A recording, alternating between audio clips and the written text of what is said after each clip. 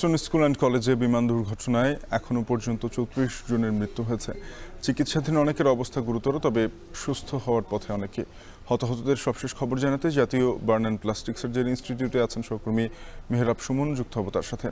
মেহরাব, জানাবেন যে বার্ন ইনস্টিটিউটে চিকিৎসাধীন রোগীদের বর্তমান অবস্থা নিয়ে চিকিৎসকরা কি বলছেন, আজকেও ছাড়পত্র পাবেন কিনা?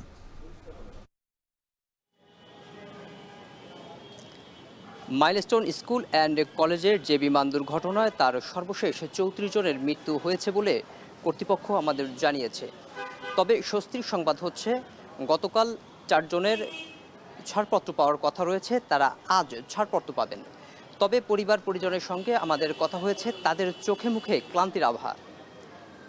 উদ্বেগ আর উৎকণ্ঠায় দিন পার করছেন, কখন তাদের পরিজনদের এখান থেকে নিয়ে যেতে পারবেন এবং সুস্থভাবে নিয়ে যেতে পারবেন কিনা, আর অথবা মৃত। এই উদ্বেগ উৎকণ্ঠায় তাদের দিন কাটছে। গতকাল পরিচালক আমাদের সর্বশেষ যেটি জানিয়েছিল, এখানে এখন পর্যন্ত ৩৩ জন রোগী ভর্তি আছে। তবে এদের মধ্যে ৯ জনের অবস্থা আশঙ্কাজনক, ৩ জন আইসিইউতে রয়েছেন, আর ৩ জনের অবস্থা এখনও অপরিবর্তনশীল।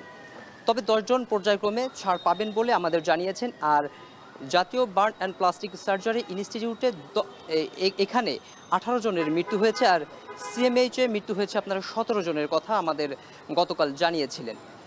তবে স্বস্তির খবর হচ্ছে, আজকে ৫ জন এখান থেকে ছাড়পত্র পেতে পারেন।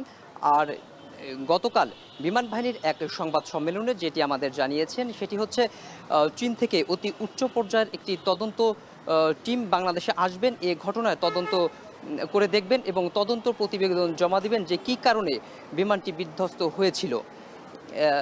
শাফিন, জাতীয় প্লাস্টিক সার্জারি ইনস্টিটিউট থেকে এই ছিল আমার কাছে সবশেষ তথ্য।